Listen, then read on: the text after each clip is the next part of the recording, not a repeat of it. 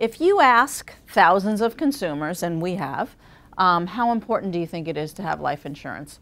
Wow, it's very important. We're scoring here. We're in a good business, right? Are you going to buy life insurance in the next 12 months? The answer is yeah, half of people, half of adults, this is a US example, by the way, say they're going to buy life insurance in the next 6 months. 60% of adults who have life insurance think they need more. Everyone's heard of MetLife, and they like us. So I should just be kicking back and putting my feet up. These are great numbers. I'm in a great business. I work for a great company. I'm psyched. But the reality is, and this is why you have to listen in different ways to customers, is that none of this really is translating into sales in the way that it should. People say, you know what, I really need life insurance. It's a should do, but I'm going to get to it.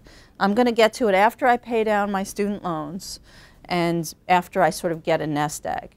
And if we, let's say MetLife, wait that long, we're going to never get people in their 20s, 30s, or 40s because it takes a long time to get to that. So we've got to tell people that this is something they can afford and this is something they need now. I had underwriting all wrong. I used to think, like I'm sure all of our customers think, that underwriting and probing and asking more and more questions was about getting you out of the process. And all the follow-up questions we have are about trying to get you insurance coverage. It just doesn't feel that way. So there was a lot more we could do. And what we came up with was something called a reflexive application. So instead of the 30 to 60 pages, when you're using an online application, we can just ask you one question, and if you answer a certain way, we can blow by another 25 questions. Or if we ask you something and you have a family history, we can ask you more and more detailed questions that help us get you a better offer. And so what we did was we cut out the medical exam because it wasn't adding to value. Now, here's, I think, really a cost innovation, which I'm glad you reminded me of. So follow me because this gets a little hairy.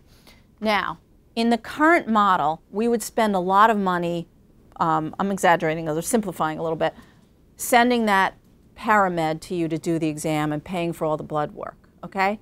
In the new model, I'm eliminating that, so I save a lot of money, but I might be taking a little more risk because ideally I would want as much medical information as I could possibly get. I would just want it all, okay? So what I'm doing is I'm trading off an administrative expense. I'm cutting out this sort of cost that you don't care about, but I'm adding it to my reserves because I might be taking on a slightly more risk insuring you with a little bit less information. But that's better for you because reserves is for you, the customer.